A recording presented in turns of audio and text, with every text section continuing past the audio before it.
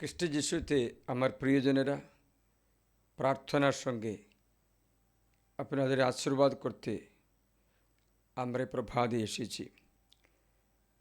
খ্রিস্ট যিশুর যত বচনগুলো আমরা আপন করতে পারি, ততই আমরা অনুগ্রহে পাত্র হয়ে থাকতে পারব। আজকে আমরা ধ্যান করি আমাদের জীবন পাত্র, জীবন স্বামী এই ব্যাপারে শুনি। আমরা জানি স্বামী একজন মাত্র থাকবে, দুটো স্বামী আর কখনো চলবে না। তেমনি বাইবেলে বলছে আমাদের একটা স্বামী আছে। সে স্বামী বিশ্বস্ত, বিনীত, বিনম্র, যুগানদায়ী, সব কিছু আমাদের দেখাশোনা করা স্বামী। সে স্বামীর ব্যাপারে আমি একটা বচন আপনাকে শোনাব। এসেকিয়েল গ্রন্থে অধ্যায় 16-তে সে ব্যাপারে আমরা শুনি জীবন স্বামী। এই জীবন স্বামী জন্ম হবার আগে থেকে জন্মের পরেও আমাদের দেখাশোনা করা জীবন স্বামী আছে। তার জন্য এনার কথা আমরা শুনি। 16 অধ্যায়ে আমি আপনাকে 4 থেকে শোনাই। প্রভু পরমেশ্বর জেরুসালেমকে কথা বলছেন। উৎপত্তিতে ও জন্মসূত্রে তুমি কানানীয়দেরই দেশের। তোমার পিতা ছিল আমোরীয়, মাতা হিতীয়। তোমার জন্মদিনে, ঠিক যেই দিনে তুমি জন্মেছিলে, তোমার নাড়ি খাট্টা হয়নি। শুচি করার জন্য তোমাকে জলে স্নান করানো হয়নি।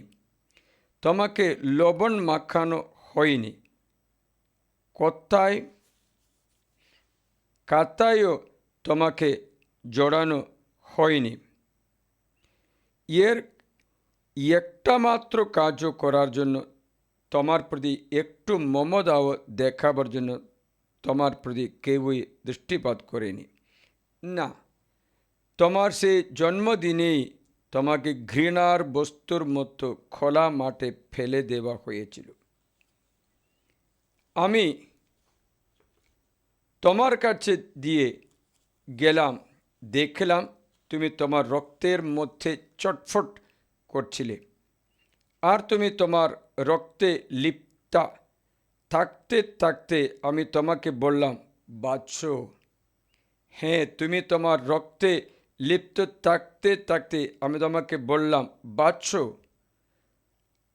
আমি মাঠের ঘাসের মতোই তোমার বৃদ্ধি ঘটালাম। তখন তুমি বৃদ্ধি পেয়ে বড় হয়ে উঠলে, পরম কান্তিতে ভূষিতা হলে। তোমার বুকে যৌবনের ছাপ দেখা দিল। তোমার চুল লম্বা লম্বা হলো, কিন্তু তুমি ছিল বিবস্ত্রা, উলঙ্কনী। তখন আমি তোমার কাছ দিয়ে গেলাম, তোমার দিকে দৃষ্টিপাত করলাম, আর দেখো তোমার সময় ভালোবাসার সময়। তাই আমি তোমার উপরে আমার আপন চাদরের প্রান্তভাগ বাড়িয়ে তোমার উলঙ্কতা ডেকে দিলাম, এবং শপথ করে তোমার সঙ্গে এক সন্ধি স্থির করলাম। প্রভু পরমেশ্বর উক্তি, আর তুমি আমারই হলে। আমি তোমাকে জলে স্নান করালাম, তোমার দেহ থেকে সমস্ত রক্ত মুছে দিলাম ও তেল মাখালাম। তোমাকে বিচিত্র বসন পরালাম, পায়ে তখশ্চর চর্মের জুতো ও মাথায় কমের ভূষণ দিলাম ও রেশমি কাপড়ে জড়িয়ে দিলাম। তোমাকে নানা ভূষণে ভূষিত করলাম। হাতে দিলাম কঙ্কণ ও গলায় হার, নাকে দিলাম নথ, কানে দুল ও মাথায় উজ্জ্বল মুকুট। এইভাবে তুমি সোনা ও রূপতে বিভূষিত হলে। তোমার পরিচ্ছন্ন খম সুতো ও রেশমিতে নির্মিত এবং শিল্পকর্মে বিচিত্র হলো। সেরা ময়দা, মধু ও তেল ছিল তোমার খাদ্য। তুমি উত্তরোত্তর সুন্দরী হয়ে অবশেষে রানী পদে উন্নীতা হলে। তোমার সৌন্দর্যের জন্য তোমার খ্যাতি যাদের সকলের মধ্যে ছড়িয়ে পড়ল, কারণ আমি তোমার উপর যে মহিমা আরোপ করেছিলাম তাতে তোমার সৌন্দর্য সিদ্ধিলাভ করেছিল। প্রভু পরমেশ্বরের উক্তি।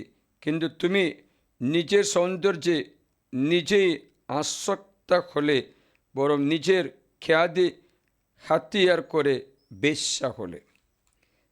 যত পথিকের সঙ্গে তোমার কামজনিত অভিলাষ পূর্ণ করলে।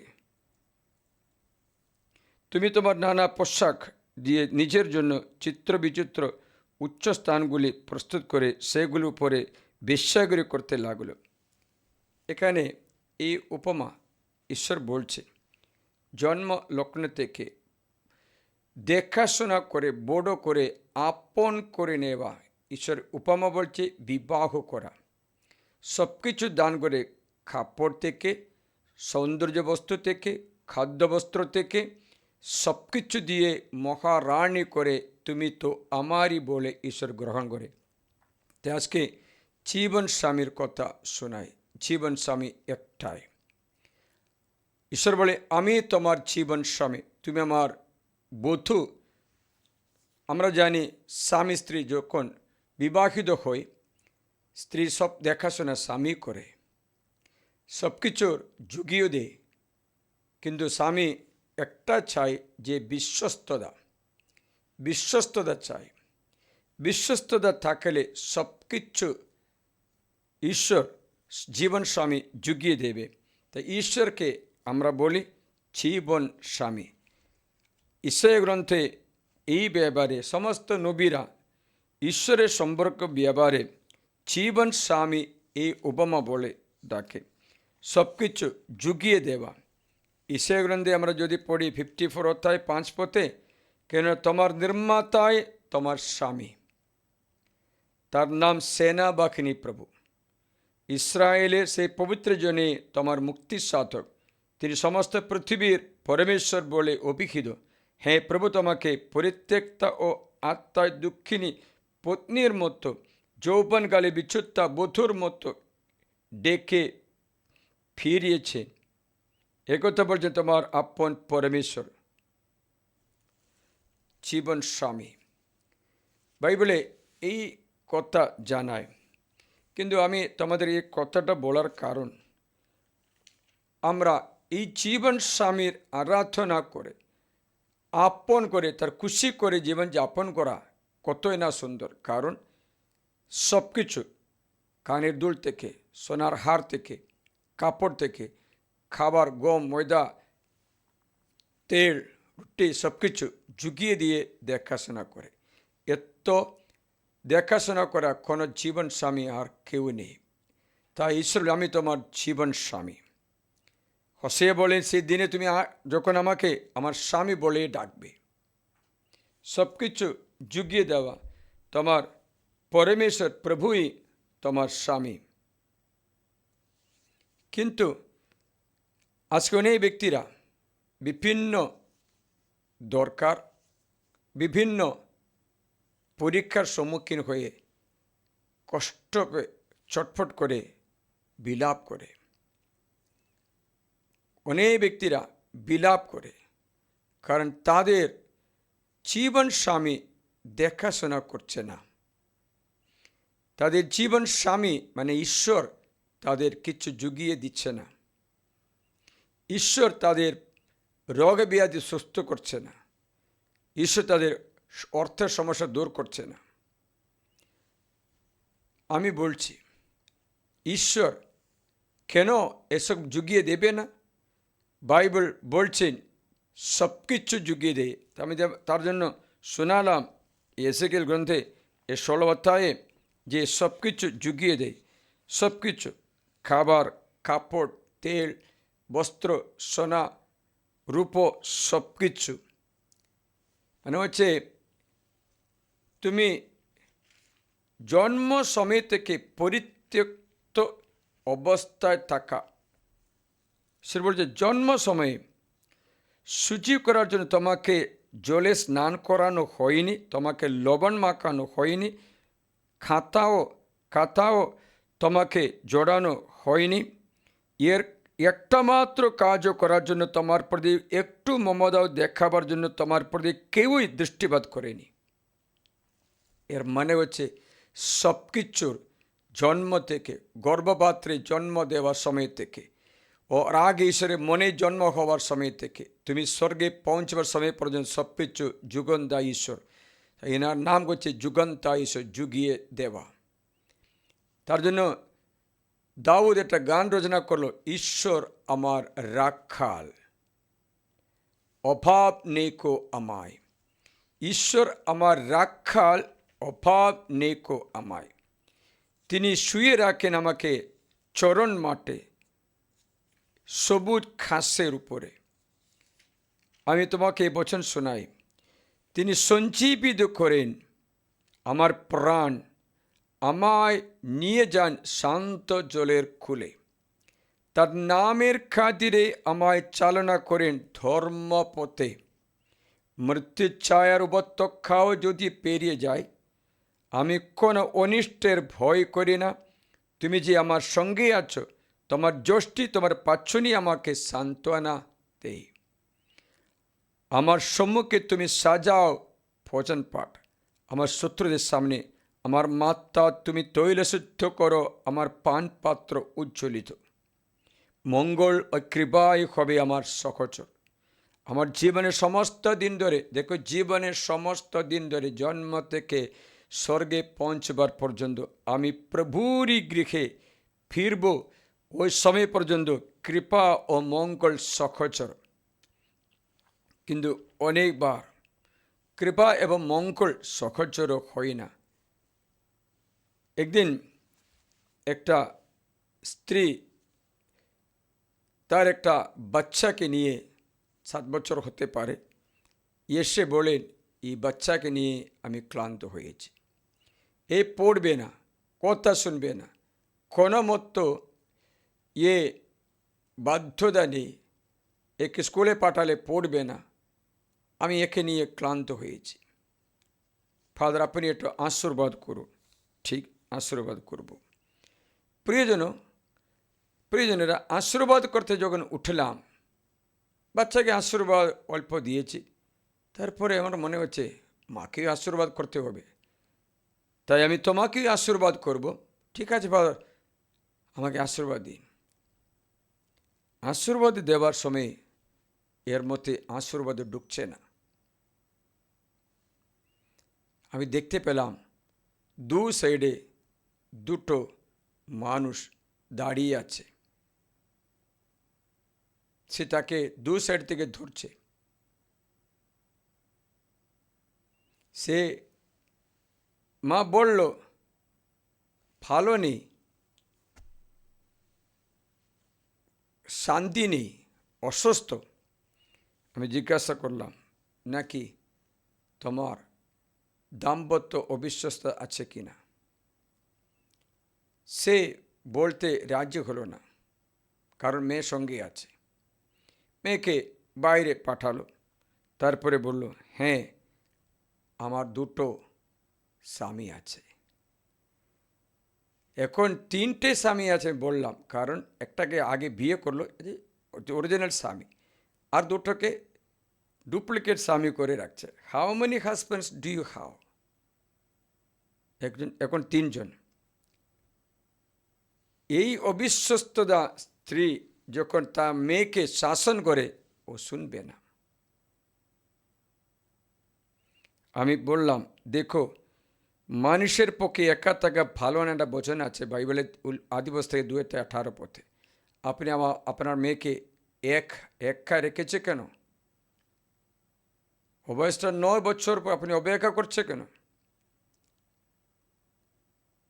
এখন অন্যান্য কত সাধারণ মেয়ের মতো খড় নেই, খাবার কী করে দেবো, পড়াশোনা করে দেবো, টিউশন দিতে হবে, এটা দিতে হবে, অনেক কথা বলছে। কথাগুলো বলতে পারো, ওটা অসুবিধা নেই। কারণ আকাশে পাখিদের খাওয়ান ঈশ্বর, আমাদেরও খাওয়াই, এ কথা বিশ্বাস করে না।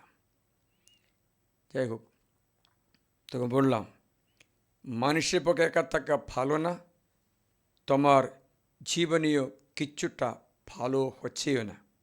কারণ অরিজিনাল স্বামী একটা, ডুপ্লিকেট দুটো, আর তিনটে নিয়ে কি করে চলবে? তার জন্য তোমার জীবন সংকটাপন্ন করতে চল। আর বাচ্চাকে জন্ম দাও, না না না একটা। আমি বললাম তাহলে কালকে তুমি হয়তো আসতে পারে, ফাদার আমার ইউট্রাসের সমস্যা, আমার বুকের সমস্যা, আমার শরীরের সমস্যা। এখনও আছে ফাদার, ইউট্রাসে অনেক সমস্যা আছে। ও, বললাম দেখো এখন আমি কি করতে, কীরকম তোমাকে আশীর্বাদ দেব? জীবন স্বামীকে ডাকো, বাকি সব ত্যাগ করো। সে বললো পারছি না। তাহলে তুমি ধরে রাখো, যদি পারছে না তাহলে কীরকম ধরে রাখো, আমার কোনো অসুবিধা নেই। কিন্তু একটা কথা জানাচ্ছি, বাইবেলের বাণী আছে, ব্যভিচারীদের সন্তানেরা বয়প্রাপ্ত হবে না। ব্যভিচারীদের সন্তানেরা বয়প্রাপ্ত হবে না, ঈশ্বর বলছে। তাহলে আপনার এই ছেলে, ওই মেয়ে যে বাঁচিয়ে গেছে, আমি তোমাকে শোনাচ্ছি প্রজ্ঞা 3:16-19। ব্যভিচারীদের সন্তানেরা বয়প্রাপ্ত হবে না, অবৈধ মিলনের বংশ নিশ্চিহ্ন হবে, দীর্ঘায় হলেও তারা শূন্যতা বলে গণ্য হবে, শেষে তাদের বার্ধক্য হবে সম্মান রক্ষিত। আর যদিও আগে আগে তাদের মৃত্যু হয়, তাদের কোনো আশাও থাকবে না, বিচারের দিনে সান্ত্বনা তাদের থাকবে না, কারণ অবকর্মা বংশের শেষ পরিণাম ভয়ঙ্কর। আবার শুনি 4:4-3 থেকে। কিন্তু ভক্তিহীনদের বংশ ভোগসঙ্গ হয়েও নিষ্ফল হবে। যারজ মূল মানে ব্যভিচার করে ব্যক্তির সন্তান থেকে উৎপন্ন হয়ে তাদের শিকড় কখনো গভীর হবে না, অডল ভিত্তির উপরেও স্থিরমূল তা হতে পারবে না। যদিও কিচ্ছুকালের মতো তার শাখা পুষ্পিত হয়ে, তবু তেমন ক্ষণিকের অঙ্কুর বাতাসে আলোটিত হবে, জর্জঙ্কার তীব্র আকারে উৎপাটিত হবে। তখনও নরম সেই শাখা ছিন্ন হবে, তাদের ফল বৃথা হবে, খাবারের মতো পরিপক্ক নয়, কোনো কাজেই লাগবে না। কেননা অবৈধ সজ্জায় সঞ্জাত সন্তানেরা বিচারের দিনে তাদের পিতামাতার অপকর্মার সাক্ষী হবে। মানে হচ্ছে অনেক অসুবিধা আপনি পরে পরে ডেকে আনবে। বড় অসুবিধা হচ্ছে 1 করিন্থীয় 6:9 থেকে একটা বচন আছে, বচন এরকম পড়ছে, নাকি তোমরা একথা জানো না যে দুর্জনেরা স্বর্গ রাজ্যে যাবে না, ঈশ্বরের রাজ্যে উত্তরাধিকারী হবে না। কারা কারা হবে না তাদের মধ্যে আছে, নিজেদের ভুলিও না যারা যৌন ক্ষেত্রে দুশ্চরিত্র, পৌত্তলিক, ব্যভিচারী, চোর, সমকামী, কৃপণ, মদ্যপায়ী, পরনিন্দুক, প্রপঞ্চ, তারা কেউ ঈশ্বরের উত্তরাধিকারী হবে না।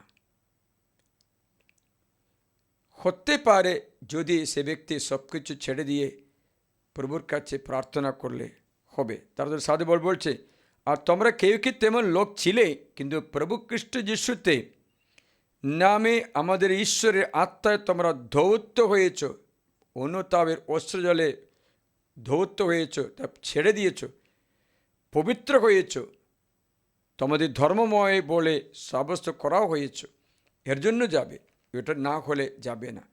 তাহলে আপনি যে ছাড়তে চায় না বললে আপনার ছেলে মেয়েদের ভবিষ্যৎ নষ্ট, অথবা আপনি মরে গেলে স্বর্গে যাওয়ার কোনো আশা রাখতে পারবে না। যদি আপনার মনে হচ্ছে পৃথিবী মাত্র জীবন, তাহলে যিশু পুনরুত্থান করেনি। যিশু যদি পুনরুত্থান করে না, আমার বিশ্বাস কোনো আশা নেই। কিন্তু যিশু 3 দিনে পুনরুত্থান করেছেন, স্বর্গারোহণও করেছেন, পুনরাগমনও করবেন, নিয়ে যাবেন বলেছেন তার সঙ্গে। তাহলে আপনি এই অনন্ত জীবন দুঃখপূর্ণ করতে ঈশ্বর বিনা থাকতে চেষ্টা করো না। মানে অনেক ব্যক্তিরা জীবন স্বামীগুলো অনেকটা আছে, একটা মাত্র জীবন স্বামী থাকা সত্ত্বে অনেক স্বামীগুলোকে রেখে জীবনযাপন করে। এর ফলে ও জীবন কখনো ভালো হতে পারে না। আজকে প্রভু অনুগ্রহ যাচনা করে একটা পরিবার আসলো, ওরা যিশুর কাছে প্রার্থনা অনেক আশীর্বাদে পেয়েছে বলে খুব খুশি। ফাদার, এখানে থাকবো, আপনার সঙ্গে থাকবো, সব আশা। তখন তাদের আমি বললাম, এই ছেলেকে আশ্রয় করে তুমি এসেছিলে, ভালো। হ্যাঁ বলে, এটা আমার মেয়ের ছেলে, ওকে মেয়ে সঙ্গে আছে। মেয়েকে জিজ্ঞাসা করলাম, তোমার কত সন্তান আছে? এই একটাই ফাদার। আমি বললাম, একটা কী করে ভালো হবে, আরেকটা নাও না। আরেকটা মাত্র না, 5-6 বছর। হাসলো, হ্যাঁ একটা কখনো হবে না, একটা যথেষ্ট বলেছে। তুমি জিজ্ঞাসা করলাম, আজকে তুমি এই বাচ্চার জন্য জড়িয়ে ধরে আসছো, সুস্থতা দাবি করছো, কালকে সে বড় হলে কী রকম হবে কি জানো? এই একাকিতা সহ্য করতে পারবে না। মাত্র না, হাতে তাবিজগুলো ছিল, বললাম একটু ছাড়ো। কেন ফাদার? আমি বাইবেল দেখিয়ে দিলাম। এসেকিয়েল গ্রন্থে 13-18 পথে 18 থেকে লেখা বচন দেখিয়ে দিলাম। তোমার তাবিজ 18 থেকে আমরা 21 পর্যন্ত পড়লে, তাবিজ শত্রুকে স্বাগত জানাচ্ছে। প্রিয়জনেরা, এই দুটো স্বামীকে রেখেছে। একটা হচ্ছে অন্ধবিশ্বাসের স্বামী, আর একটা হচ্ছে খ্রিস্ট যিশুকেও রেখেছে। বললাম, এরকম দুটো স্বামীকে রাখলে কোনো স্বামীও সাহায্য করবে না। কারণ বাইবেল বলছে মথিরুদ মঙ্গল সমাচারে অধ্যায় 6 পদ 24 লেখা আছে। অধ্যায় 6:24 শুনি। 2 মনিবের সেবায় থাকা কারো পক্ষে সম্ভব নয়। সে হয় একজনকে ঘৃণা করবে আর অন্যজনকে ভালোবাসবে, না হয় একজনের প্রতি আকৃষ্ট হবে আর অন্যজনকে উপেক্ষা করবে। দুটো মনিবের সেবা করা যায় না, তার জন্য কেউই সাহায্যে আসবেই না। তাই অন্ধবিশ্বাসের স্বামী কারো আছে, কারো অন্য ব্যক্তিবস্তুগুলো আছে, তার জীবনে প্রথম স্থান গ্রহণ করে। Undivided heart is needed. দুমনা মানুষ হবে না। তাই বলছে, তুমি জীবন স্বামীকে ছেড়ে দিয়ে নিজের মতো ইচ্ছা করে সুখ ভোগের আশা করে নিজের স্বামীকে বানিয়ে যদি করো, তবে একটা কাজ হবে। ঈশ্বর বলছেন, অবিশ্বস্ত স্ত্রীলোক,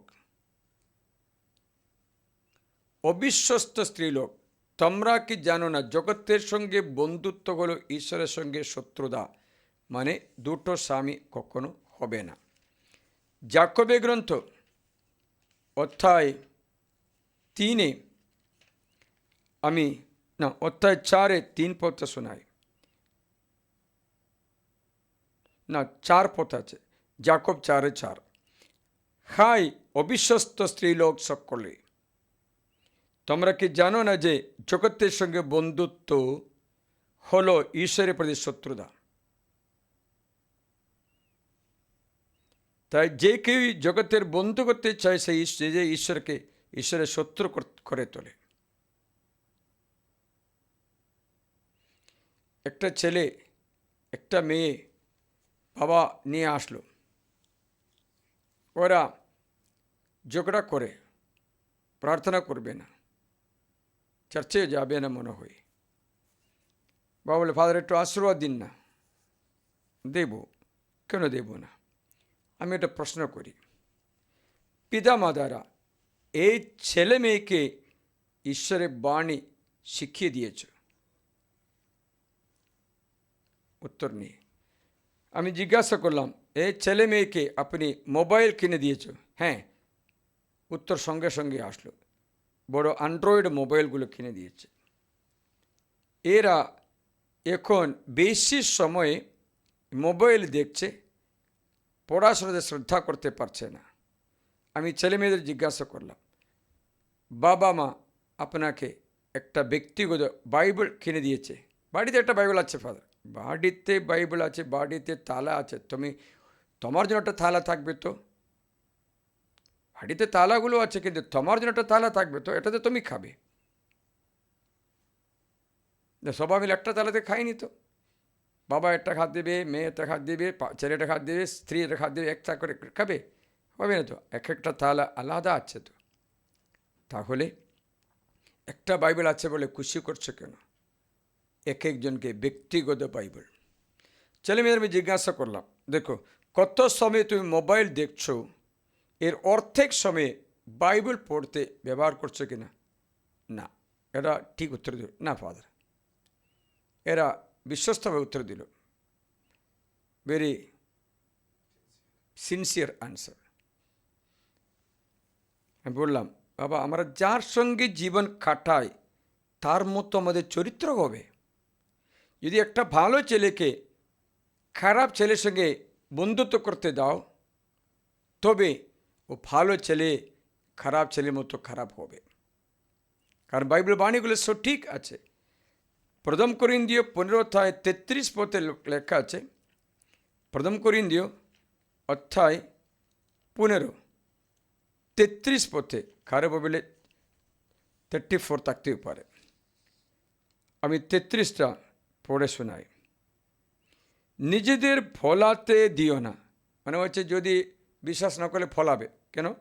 নিজেদের ফলাতে দিও না, কুসংসর্গ সচ্চরিত্র নষ্ট করে। কুসংসর্গ, খারাপ বন্ধুত্ব সচ্চরিত্র নষ্ট করে দেয়। তাহলে আপনি এই মোবাইল বন্ধুদের যার সঙ্গে বেশি সময় কাটাও, তার মতো তোমার চরিত্র হবে। মানে হচ্ছে মোবাইল আনন্দ আমরা দেখছি, আমরা আনন্দে কিচ্ছু দুঃখ পেলে ঝগড়া অশান্তি করবে। মোবাইল আমরা যে আকাঙ্ক্ষা পূরণ করতে যাচ্ছি সেটা জীবনে হবে। মোবাইল আমরা শয়তানের ছবি যদি দেখি, শয়তানের সহভাগী হবে। মোবাইল আমরা খাওয়া দাওয়া দেখি, মুখে জল আসবে। মোবাইল আমরা তেঁতুল দেখি, মুখে জল আসবে। মোবাইল যেমন পুস্কা তেঁতুল জলে ডুবে দিচ্ছে দেখে এটা খাবার, এটা আশা আসবে। মোবাইলে বেবিচারের ছবি, হর্ষণের ছবি দেখলে ভিতরে বাসনা উঠবে। আপনার চরিত্র ওই রকম পরিণত হবে। আপনি মোবাইলে যা দেখছেন সেটা আপনার জীবনেও পরিবর্তন এনে দেবে। ভালোগুলো দেখলে ভালো হবে, কিন্তু অনেক ব্যক্তিরা ভালো দেখতে শুরু করে খারাপ দেখতে পরিণত হয়। আগে ভালো দেখবে, পরে খারাপে চলে যায়, পরে পুরা খারাপ হয়ে যায়। আগে ভালো তালা ভালো, তারপরে খারাপ ফেললে আগে ভালোটাও খারাপ হয়ে যাবে। উদাহরণ বলে 40 কিলো মুরগি মাংস তৈরি করে রাখছে, রেডি করে রেখেছে খাবার জন্য। 100 জন আছে, 40 কিলো মুরগি মোটামুটি হবে, তাই রেডি করে রেখে ভালো কড়াইতে রেখেছিল। তখন দুটো কাক আসলো। কাক এসে এই মুরগি মাংস নিতে চেষ্টা করলো, এর মধ্যে পায়খানা করে দিল। এই দুটো কাক সেখানে ডুবে পায়খানা করে চলে গেল। খাবার খেতে পারবে কি না? পুরা খারাপ। ভালোটাও একটা খারাপে সবটা খারাপ। মানে ওই যে আপনি ভালো জিনিস মোবাইলে দেখছেন ঠিকই, তারপরে এটা খারাপ দেখলে ভালোটাও খারাপ হয়ে যায়। তা প্রিয়জন, কুসংসর্গ শত্রু নষ্ট করে দেয়। জীবন স্বামী কারো কারো আমোদ প্রমোদ হয়ে গেছে, কারো কারো মদ হয়ে গেছে, কারো কারো টিভি মোবাইল হয়ে গেছে। কী করছে সে ব্যক্তি? এর পরিণামে সব কিচ্ছু খারাপে, সব কিচ্ছু খারাপ। জীবন স্বামী তাকে ছেড়ে দেবে।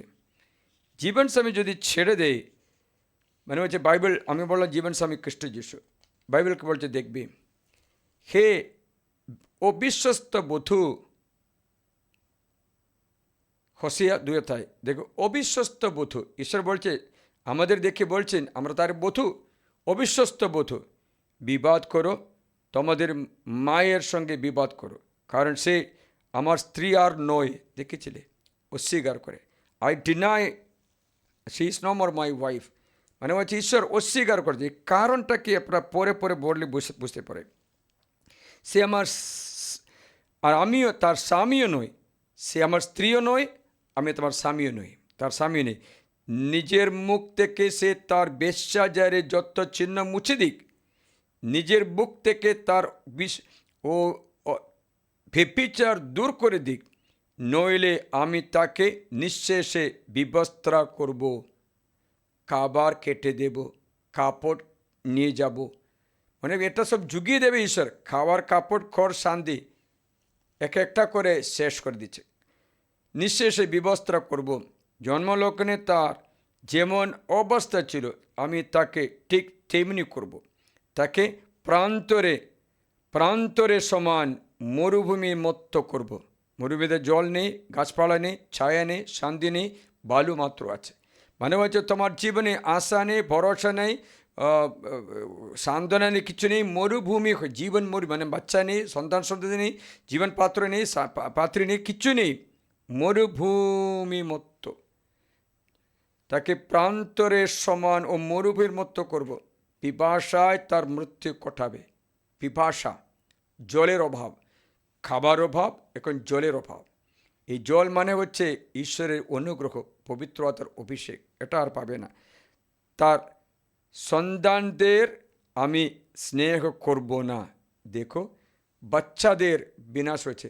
দেখো, জীবন স্বামী যখন ছেড়ে দিয়ে অন্য স্বামীকে যে নেই, অথবা মূর্তি পূজা, অন্য স্বামী, অন্য পুরুষ, ও অবিশ্বাস, আজ্ঞা লঙ্ঘন, যে তোমার ইচ্ছা, ও স্বামীকে যদি নিলে আমি তোমার ছেলে মেয়েকে আশীর্বাদ করব না। আমার কাছে আসা ও মায়ের সন্তানকে ঈশ্বর আশীর্বাদ দিচ্ছে না, কারণ মা অবিশ্বস্তা, অবিশ্বস্তা, পিতা অবিশ্বস্ত, পিতা নেশাগ্রস্ত। যেহেতু তারা বেশ্যাচারের সন্তান, মানে মূর্তি পূজা করে, জাদুটনা করে, তন্ত্রমন্ত্র করে, অন্ধবিশ্বাস করে। হ্যাঁ, তাদের মা বেশ্যাগিরি করেছে, তাদের জননী লজ্জাকর কাজ করেছে। সে নাকি বলছিল আমি আমার প্রেমিকের পিছু পিছু যাব, তারাই আমার রুটি, আমার জল, আমার পশম, আমার কম কাপড়, আমার তেল, আমার যত পানি আমাকে দিয়ে থাকে। দেখেছিলে কি বলছে?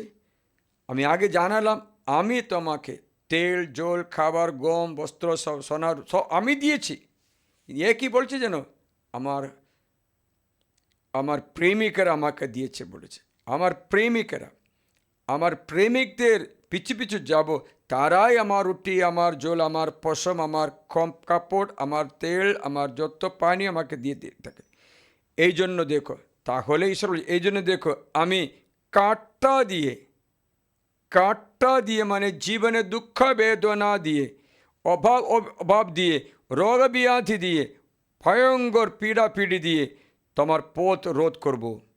পথে আর যেতে পারবে না।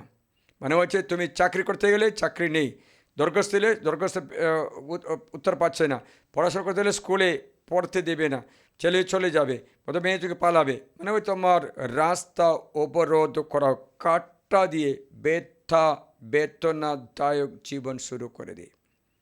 তারপরে তার চারিদিকে প্রাচীর দেব, এদিকে গেলে প্রাচীর, ওদিকে গেলে প্রাচীর। মানে হচ্ছে ফাদার সবদিকে বাধা পড়ছে, সবদিকে বাধা পড়ছে।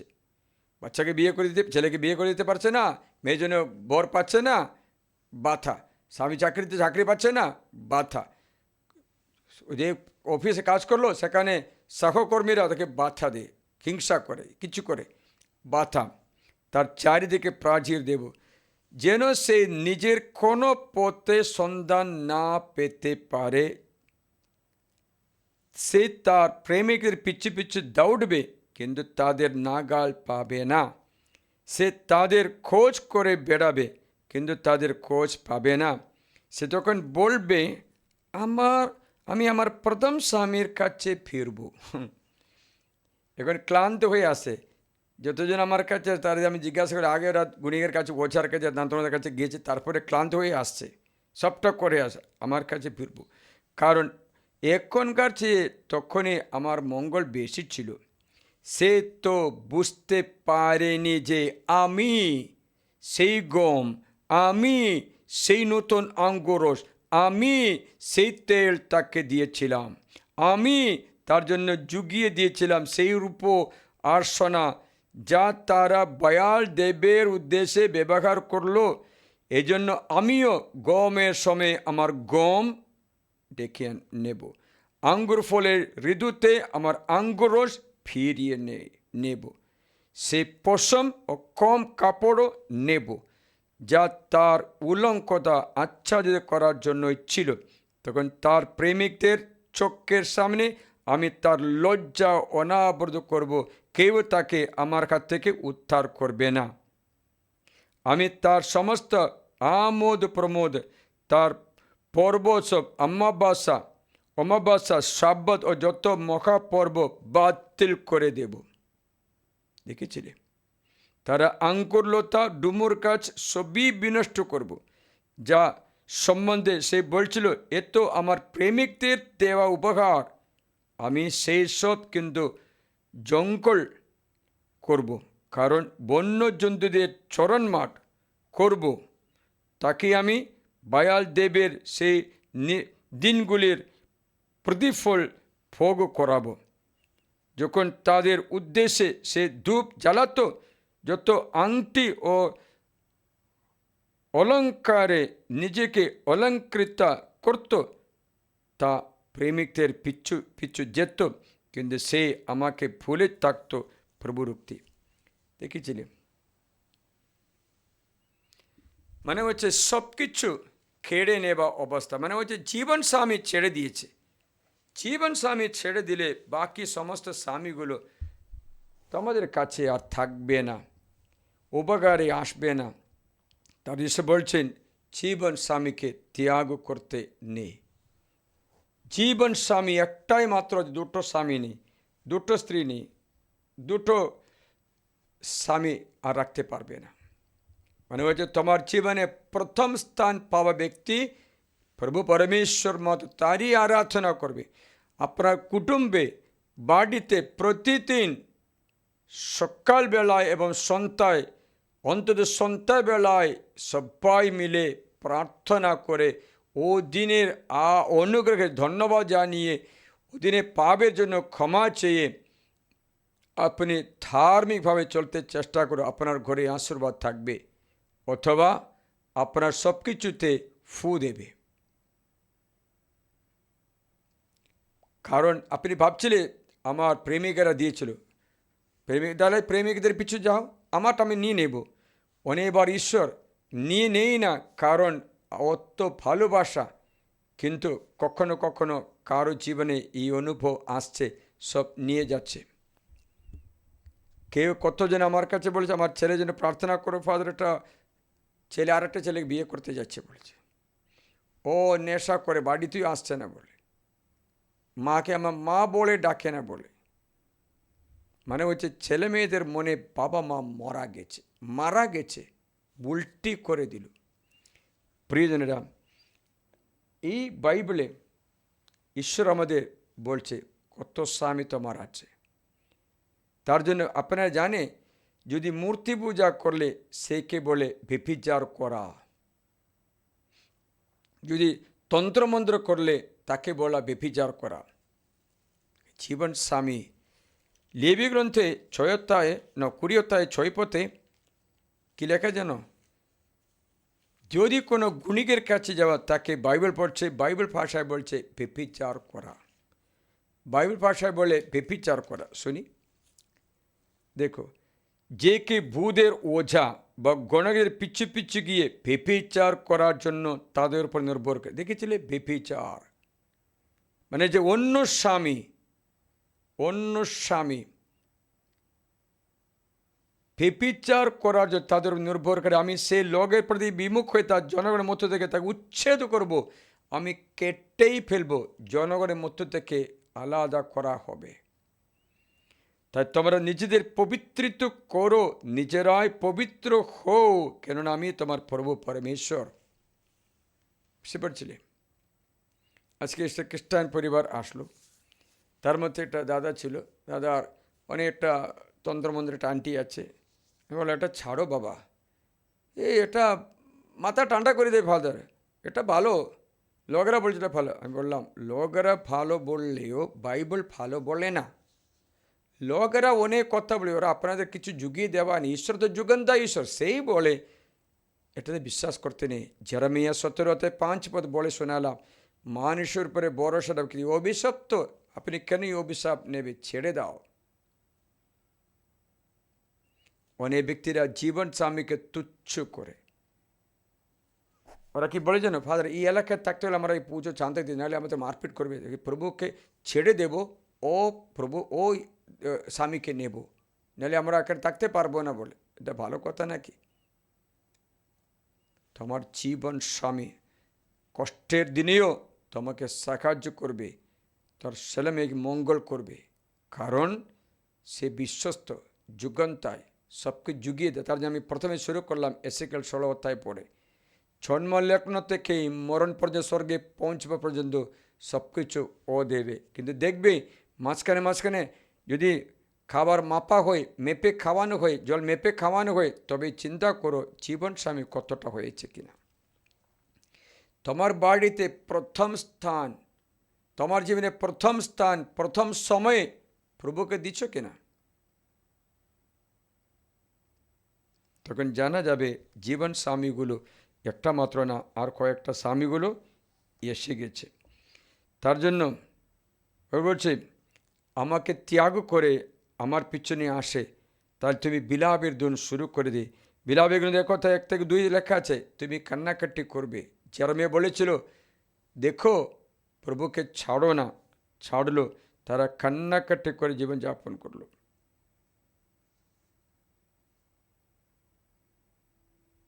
প্রিয়জনরা, এখন আমরা প্রার্থনা করি, প্রভুর অনুগ্রহ যাচনা করি। আপনার রাস্তা একটা, জীবন স্বামী একটা। যীশুখ্রিস্ট তার জন্য বাইবেলে কি বলছে জানো? স্বর্গের বিবাহ।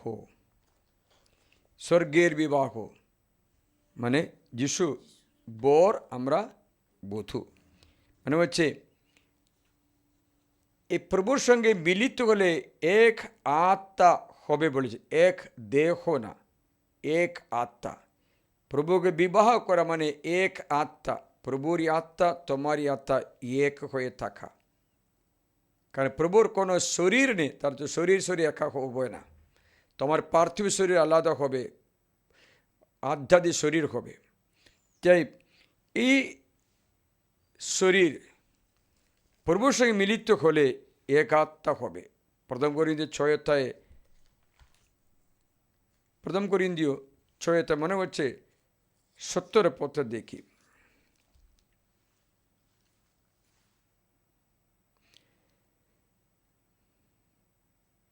কিন্তু প্রভুর সঙ্গে যে মিলিত হয় সে প্রভুর সঙ্গে একাত্মা হয়। নাকি তোমরা কথা জানো না যে বেশ্যার সঙ্গে যে মিলিত হয়েছে তার সঙ্গে এক দেহ হয়ে যায়? বাস্তবে লেখা আছে সে দুজনই এক দেহ হবে, কিন্তু প্রভুর সঙ্গে যে মিলিত হয়ে তা প্রভুর সঙ্গে একাত্মা হয়ে যায়।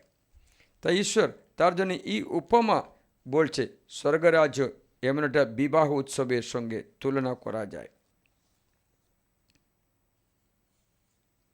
বাইবেলে ঈশ্বর সং অফ সংস একটা বই আছে, সেটা দিয়ে ভালোবাসার কথা বলছে। হোসেয়া গ্রন্থে লেখা আছে ভালোবাসার কথা বলছে, ঈশ্বর জীবন স্বামী বলে। এসেকেল গ্রন্থ ঈশ্বর জীবন স্বামী বলে। যুগান্তর ঈশ্বর জেরেমিয়া গ্রন্থ বিশ্বস্ত থাকো, আমি তোমার স্বামী বলে। ঈশায়া গ্রন্থ বাইবেল বলছে আমি তোমার সৃষ্টা তোমার স্বামী। লেবী গ্রন্থ তুমি স্বামীকে ছাড়ো না। প্রত্যাদেশ বাইবেল লাস্ট গ্রন্থ, প্রত্যাদেশ গ্রন্থ, তুমি যদি পুজো প্রসাদ খায় তবে ব্যভিচার করো। অবিশ্বস্ততা, এই অবিশ্বস্ততার কারণে জীবন স্বামীর আশীর্বাদ বন্ধ করা হয়। আপনি এটা চিন্তা করো, আপনার স্ত্রী অবিশ্বস্ত করে দেখে, আপনার পয়সা নিয়ে প্রেমিকের পিছনে যা দেখে, আপনি তার সঙ্গে আবার পয়সা দেবে কিনা বলো? যদি না সে ফিরে আসে, যদি ফিরে আসে তবে ক্ষমা করে নেবে, কিন্তু ফিরে আসতে চায় না। একদিন পাশে একটা গ্রাম থেকে এখানে এসে বললো, আমার স্ত্রীকে আমি ডিভোর্স নোটিশ দিয়েছি ফাদার, কারণ সে আমার পয়সা মাত্র চায়, আমাকে চায় না। ঘরে থাকলে খাবার জন্য পর্যন্ত আমাকে ডাকবে না। এই বাজার করে বলে বাজার করে নিয়ে আসলে খাবার রান্না করলে আমাকে ডাকে না। আমি বিদেশ থেকে আসলাম, চাকরি আমার শেষ, এখন আমি তুচ্ছ হয়ে গেছে, একটা একটা কুকুরের মতো দাম আমাকে দিচ্ছে না। কুকুরকে খাবার দেবে কিন্তু আমাকে দেবে না। অবিশ্বস্ততা আছে। অবিশ্বস্ততা থাকলে আপনি সহ্য করতে পারবেন না। বাইবেল যে আমি ঈশ্বরের জেলাস গড, মানে এমনই একটা ঈশ্বর যে অসহিষ্ণু আছে, মানে হচ্ছে এমন একটা স্বভাব বলছে কোনো কিছু সহ্য করে, আমি এমন ঈশ্বর কোনো প্রতিপক্ষে সহ্য করবো, আমি জেলাস গড। যাত্রা 20:5 আমি জেলাস গড, আমি কোনো কিছু সহ্য করব না, অবিশ্বাস সহ্য করব না। প্রভুকে ছেড়ে দিলে প্রভু দ্বারা পরিত্যক্ত হওয়া অনুভব তুমি করবে।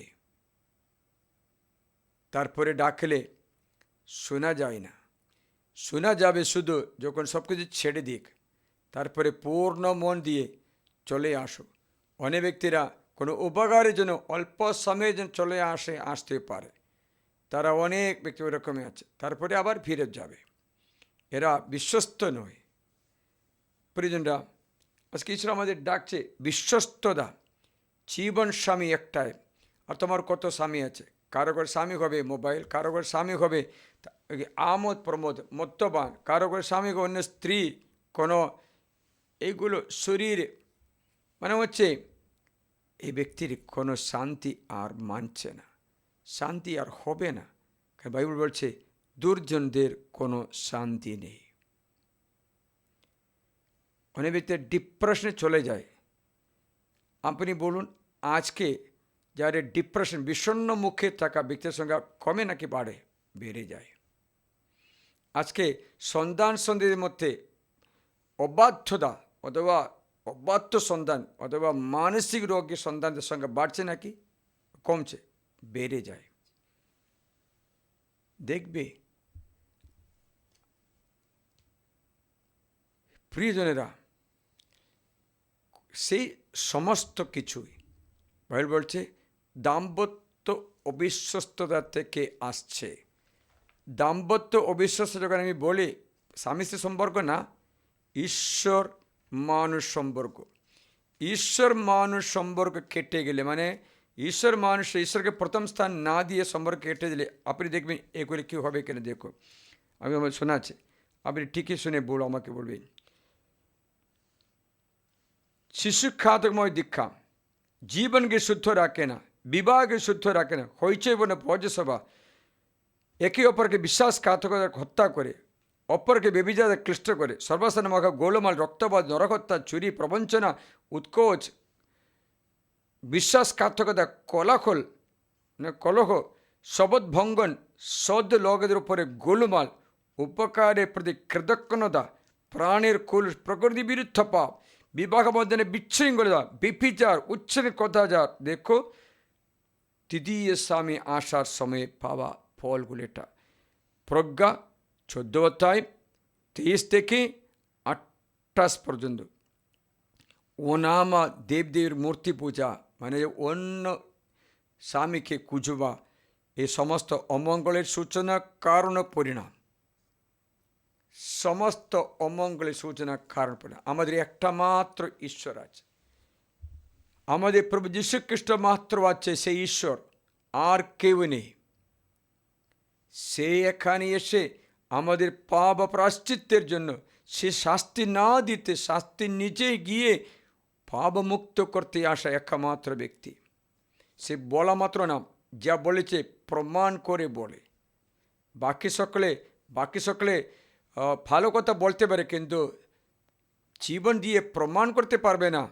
উদাহরণ, নবী বললে ঈশ্বর ভালোবাসা একথা বলতে পারে, কিন্তু ভালোবাসা প্রমাণ করতে পারবে না। ঈশ্বর ক্ষমা বলতে পারে, কিন্তু ক্ষমা প্রমাণ করতে পারবে না। কিন্তু খ্রিস্ট যিশু বলা সব কিছু প্রমাণ করে বলে, আমি সেই।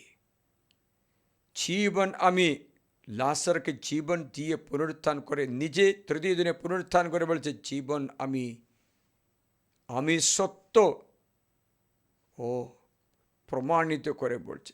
তাই নবীদের চেয়ে বিশ্বাসযোগ্য আছে ঈশ্বর নিজে এখানে অবতার করে বললে, সেই ঈশ্বর, সেই খ্রিস্ট যিশু বললেন আমার মতে ঈশ্বরেতে পূর্ণতা নিখিত্য আছে। কলসিয় 2:9 পথে দেহগত রূপে ঈশ্বরত্ব পুরা আমার মধ্যে আছে বলেছে। কলসিয় 2:9-10টা পড়ে দেখবে। এত সম্পূর্ণ রূপে ঈশ্বর মনুষ্য অবতার করেছে যীশু খ্রিস্ট আপনাকে এ সমস্ত অমঙ্গল থেকে বাঁচাতে পারে যদি একনিষ্ঠ হৃদয়ে, পূর্ণ মনে, সর্বশক্তি প্রভু যীশুকে আরাধনা করে, তাকে মাত্র সেবা করে। জীবনে কষ্ট হোক না, দুঃখ হোক না। একদিন একটা সিস্টার কাছে কথা বললাম। সিস্টার যখন 7 বছর বয়স নাকি ছিল, তখন গভর্নমেন্ট হস্টেলে পড়তো। ওখানে গভর্নমেন্ট হস্টেলে পড়াশোনা করে হস্টেল থেকে সবাইকে পিকনিকে নিয়ে গেল, মন্দিরে নিয়ে গেল, ও গেল। সেখানে মন্দিরে একটা মূর্তির সামনে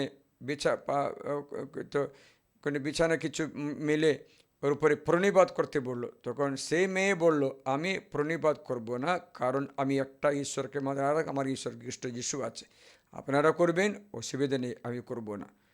তখন সেখানে একটা পূজারি এসে তার উপরে সাদা পরে ফু দিয়ে 7 বার ওর উপরে ফু দিয়ে দিল। বাকি সকল মেয়েরা পালিয়ে গেল। ও বলে আমি পালাবো না, তো বিনাশ করি না, আমি বিশ্বাস করা ভগবান খ্রিস্ট যিশু এরকে শক্তিশালী আছে। কারণ ভাই লেখা আছে খ্রিস্টান দেবীদের কোনো তন্ত্রমন্ত্র কাজে লাগবে না। এই জ্ঞান 9 বছর মেয়েকে কোথা থেকে পায়, 7 বছর মেয়েকে 9 বছর মেয়েকে কোথা থেকে পায়, সে দান করেছে। সেই এখন একটা সিস্টার হয়ে গরিবদের সেবা করে। সে আমার ওর সঙ্গে সাক্ষাৎ করতে পেলাম, ভালোই, কোনো ভয় নেই, বিশ্বস্ত স্বামীকে সেবা করে, বিশ্বস্ত পাবে। তার জন্য তার সব কিছুতে মঙ্গল ঈশ্বর দান করে। সখনগুলো জীবনে অনেক এসেছিল বলল, কিন্তু সখনে ও নিরাশা হয়নি, উদ্ধার পেল। প্রিয় জীবন স্বামীকে আমরা আরাধনা করি, আমরা তারই অনুগ্রহকে যাচনা করি। এই মুহূর্তে আমাদের জীবন খ্রিস্ট যিশুকে আমরা আপন করে নিই, হাঁটুপাত করি।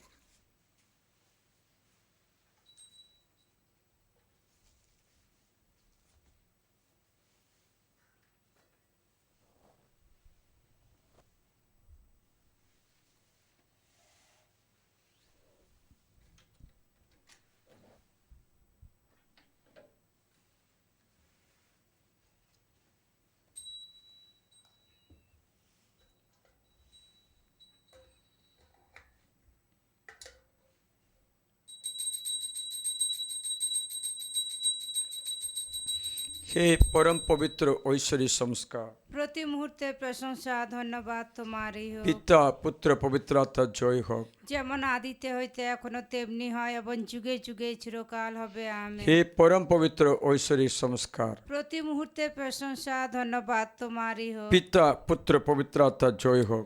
যেমন আদিতে হইতে এখনো তেমনি হয় এবং যুগে যুগে চিরকাল হবে, আমেন। আমরা পূর্ণ হৃদয় দিয়ে, পূর্ণ মন দিয়ে, সর্বশক্তি দিয়ে যিশুকে গ্রহণ করি, বলি হে ঈশ্বর, হে আমার প্রভু, হে আমার ঈশ্বর, হে আমার ঈশ্বর, হে আমার ঈশ্বর, হে প্রভু যীশু খ্রিস্ট, হে প্রভু যীশু খ্রিস্ট, আমি পূর্ণ হৃদয় দিয়ে, আমি পূর্ণ হৃদয় পূর্ণ দিয়ে, মন দিয়ে, পূর্ণ মন দিয়ে, সর্বশক্তি দিয়ে সর্বশক্তি দিয়ে তোমাকে গ্রহণ করি, তোমাকে গ্রহণ করি, আরাধনা করি, আরাধনা স্তুতি করি, স্তুতি করি, প্রশংসা করি। প্রশংসা করি। তুমি আমার ঈশ্বর, তুমি আমার ঈশ্বর, আমার মুক্তিদাতা, আমার মুক্তিদাতা। আমি তোমাতে ভরসা রাখি, আমি তোমাতেই ভরসা আমার রাখি। প্রতি দয়া করো। আমার প্রতি দয়া করো। হাল্লেলুয়া। হালেলুয়া। আমি আমার পরিবার, আমি আমার পরিবার, আমরা প্রভুরই সেবা করি, আমরা প্রভুরই সেবা করি, জীবনময় ঈশ্বরের সেবা করি। জীবনময় ঈশ্বরের সেবা করি। হে প্রভু যীশু, হে প্রভু যীশু, বিশ্বস্তভাবে থাকতে বিশ্বস্ত ভাবে থাকতে আমি আমার ছেলে মেয়েও, আমি আমার ছেলে মেয়ে, আমরা সকলে, আমরা আমার সকলে, পরিবার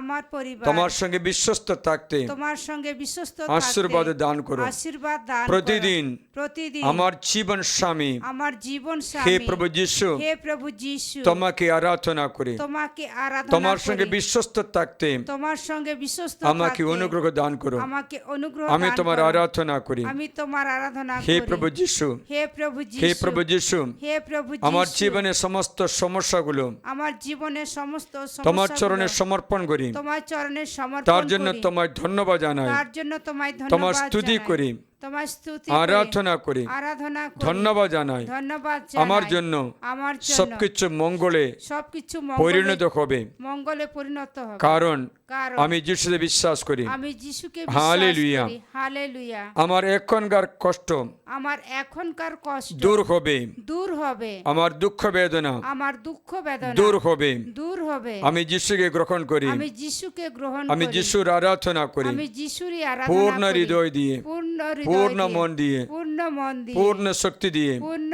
শক্তি দিয়ে আমি তোমায় ভালোবাসি। আমি তোমায় ভালোবাসি। হে যিশু, হে যিশু, আমার প্রিয় যিশু, আমার প্রিয় যিশু, আমাদের প্রতি দয়া করুন। আমাদের প্রতি দয়া করো। Hallelujah, hallelujah, hallelujah, hallelujah, hallelujah, hallelujah, hallelujah, hallelujah, hallelujah, hallelujah, hallelujah, hallelujah, hallelujah. Hallelujah. Yeshu Yeshu हम तेरी आराधना करते हैं, हम तेरी आराधना करते हैं। यीशु यीशु हम तेरी आराधना करते हैं, हम तेरी आराधना करते। पावन आत्मा हम तेरी आराधना करते हैं, हम तेरी आराधना करते।